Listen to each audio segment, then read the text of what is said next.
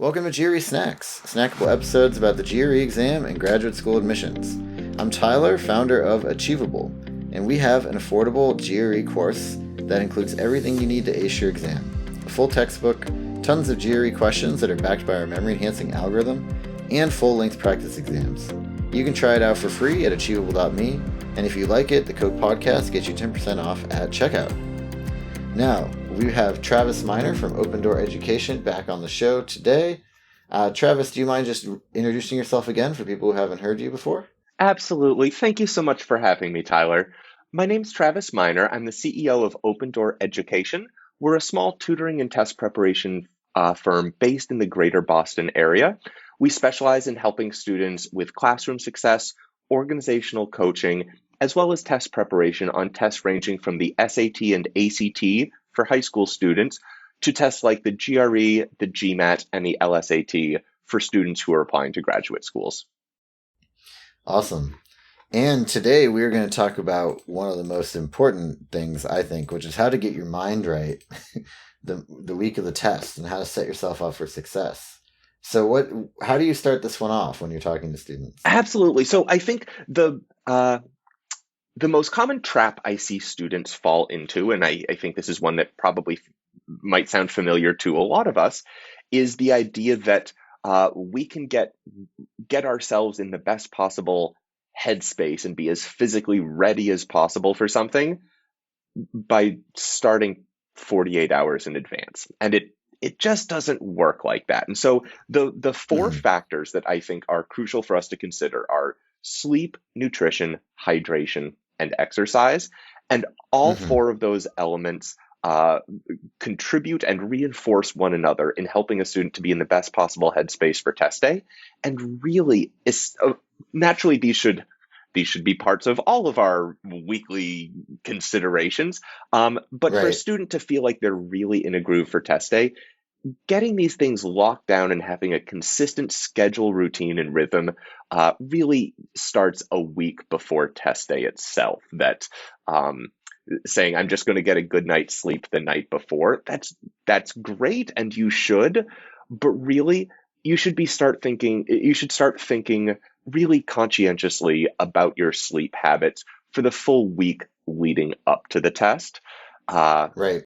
And that might mean changing some of your habits, that it might mean that you don't watch a show right before you go to bed for that week, or it might mean that you're a little stricter with yourself about when you get up, when you go to bed.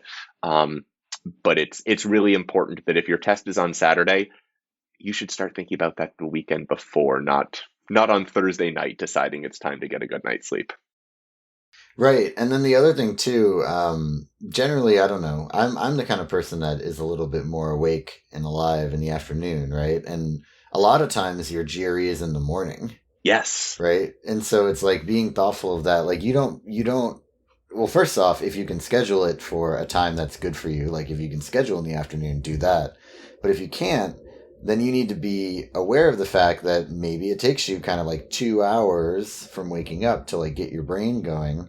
So if your test is at, 9 and it's half an hour to the test center and you want a half hour buffer to get checked in and everything, that means you gotta, leave at 8, which means you gotta kind of get up at like 7. Mm-hmm. So then you should really be getting up at 7 the whole week. Like do that math for your own situation. Yeah, I love that tip too about how it's really depends on who you are, how you sleep, when you're most awake. Yeah. And it may mean shifting your sleep schedule a little bit, but I assure students the disruption that may cause is far outweighed by the benefits they'll feel on test day when they feel totally on point. Yeah, definitely. And I think also I really like that you say it's like it takes like a week to get through your sleep deficit anyway, right? So you can't do it last minute. No, and caffeine is not the solution to your to your sleep challenges going into the test. And I'd encourage students on test day, whatever is normal for them in terms of caffeine intake is probably the best bet.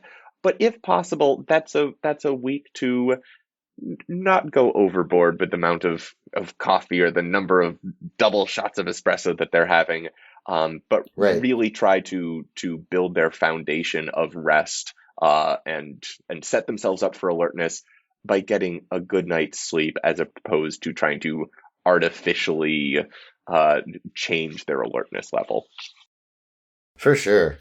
Well, yeah, so then sleep, definitely important. Nutrition. Nutrition, yes. So good nutrition for a test really looks like good nutrition in general, that we want to avoid sugary foods, candy, and soda, that we want a balanced diet of whole grains, healthy fats, fruits and vegetables, proteins. But I think the other consideration here is, yes, we want to have a healthy and consistent diet for the week leading up to the test. And on test day itself, one, it's important to bring snacks. And it might mean that you are scarfing down a banana and a granola bar right before you go into the testing center. And that can be a great step to take. It also means making sure that the morning of the test, you have a great plan for having a healthy, nutritious breakfast that's going to help see you through. And I work with students from time to time who say, I'm not really a breakfast person. And that's, of course, that's their prerogative. And it's not a good idea on test day to forego a meal in the morning. So whatever students need to do Yeah. to make sure that they are well fueled for that test, which really might mean planning in advance. You don't want to wake up on the morning of your test and just be deciding right then, I wonder what I want to have for breakfast today. Right. And I mean, two important things to add to that. Number one is your brain is a muscle and it needs, sugar and protein and whatever to operate just like everything else, right? All your other muscles. So it's, there's no like pre workout for taking a test, but Nope. it's, but it's the same idea. Like you've got to give your brain some fuel and it will perform better. And then the second part that I personally recommend, and this is just my experience. I mean, in terms of like your brain, sugar, and all that stuff, alcohol like has a negative impact on that. And then generally speaking, just like focus and concentration, and everything else, you can get a negative impact from pot. So it's like cut those out for the whole week before leading up to this test, right? You prepared for months for this. You also this will help determine where you go to graduate school. Like you can be sober for a week while you're getting ready, and it'll Absolutely. it'll totally pay dividends. Yeah. Especially with the way that alcohol disrupts people's sleep rhythms. It's that drinking alcohol the week before a test, even if it's 5 days out, can really have consequences that affect. And when we think about the GRE and tests of that sort are a game of inches, and one or two questions, one way or the other, can make a big difference. And so we hmm don't want to take any chances. That's terrific advice. Yeah, I mean, like I think it's my guess. This is not a mathematical guess, but one or two questions, depending on which ones they are, could be the difference between like a 164 or 168, right? Like that's a huge difference. Yep, absolutely. And you Yeah, don't want a couple of margaritas to swing the test 4 points for you. yeah, exactly. Great. So then number three. So our third tip here, hydration.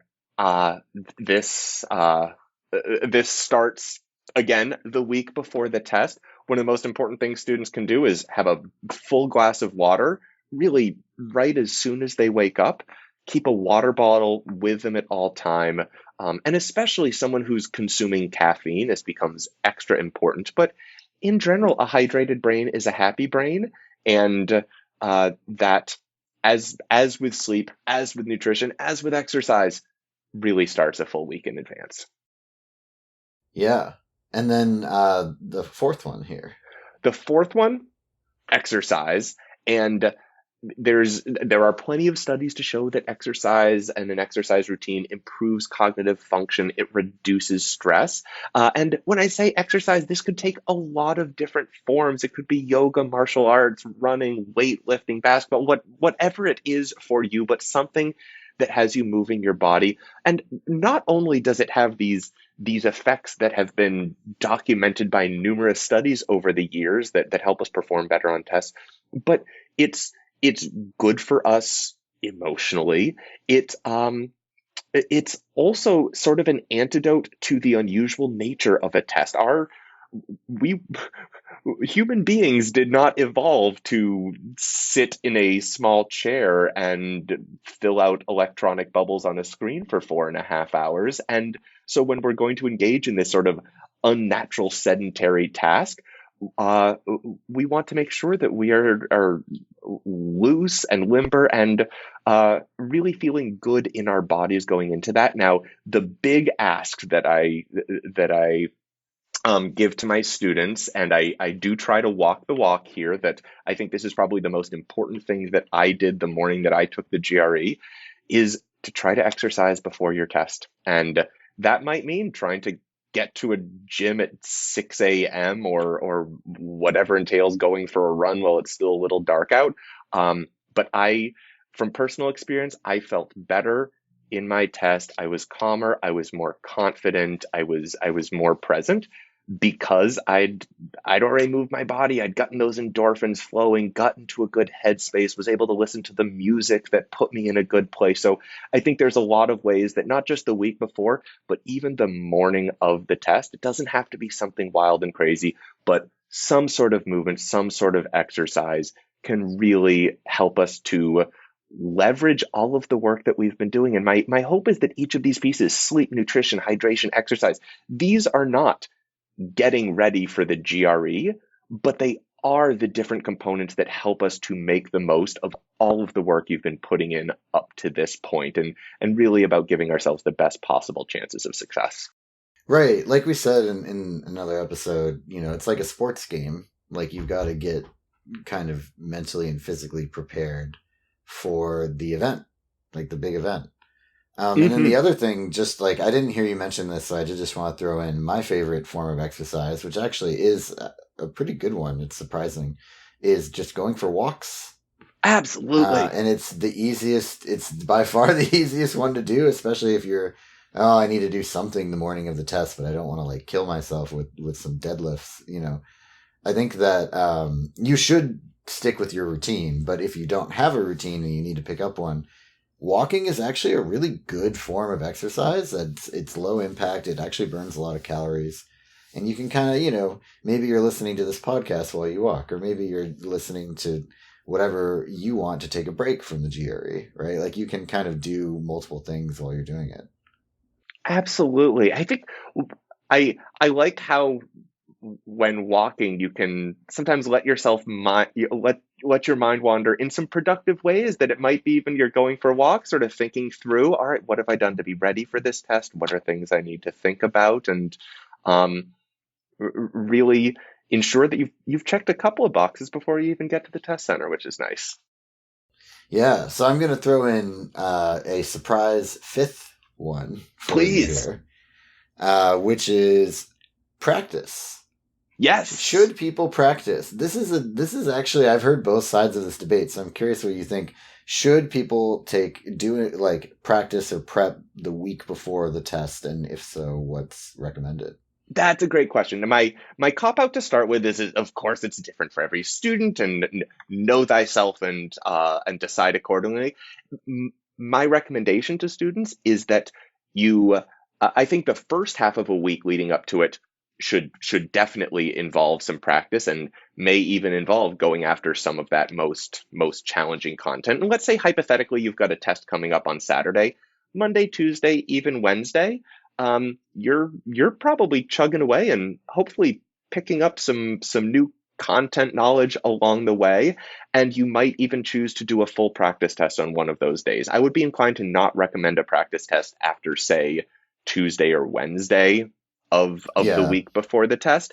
And then those last couple of days, I think the most important thing you can do is to go back through the work you've already done. Look at problems that you've solved before and make sure that you still know how to get them right. And if you've been doing these great practices of having an error log, go back, look at some of those mistakes you made several weeks ago that may not be fresh in your memory.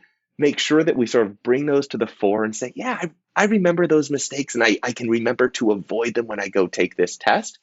Um, and Yeah. then, and I know we're cramming a lot in on test day morning, so I don't want anybody to beat themselves up if they don't do all of these things. But I also found it helpful, well eating breakfast, to look at a couple of easy practice problems the morning of the test. And it's not about trying to learn anything new the morning of the test, but really to reinforce it is test day morning. I'm about to go do this thing, and I still remember it. I didn't forget all that vocabulary I've been studying overnight. I Hmm. still remember what the different numbers are for each section of the standard distribution curve. Just reinforcing for yourself, I am ready for this, and making sure that the first thing you read on test day isn't the first official question on the GRE. Right. Yeah, that's great advice. I think also, particularly with, like, I would say, and I'm curious if you'd agree, in the morning, maybe don't like pick out some really hard problems that are giving you a tough time. Pick some Absolutely. easy ones and only do a few. Like, Yes. keep the number really low. Yeah. Start your day with a win. The type of questions that lead you to say, I know these questions, I know this content cold, I can conquer the world. This is not a morning to do the most challenging, frustrating questions so that you go into the test feeling really down on yourself. Right. Great. Well, thanks. This has been GRE Snacks, hosted by Tyler from Achievable with Travis Miner from Open Door Education. Achievable has a great online GRE course that you can try for free at achievable.me. And if you like it, you can use the code podcast to get 10% off at checkout.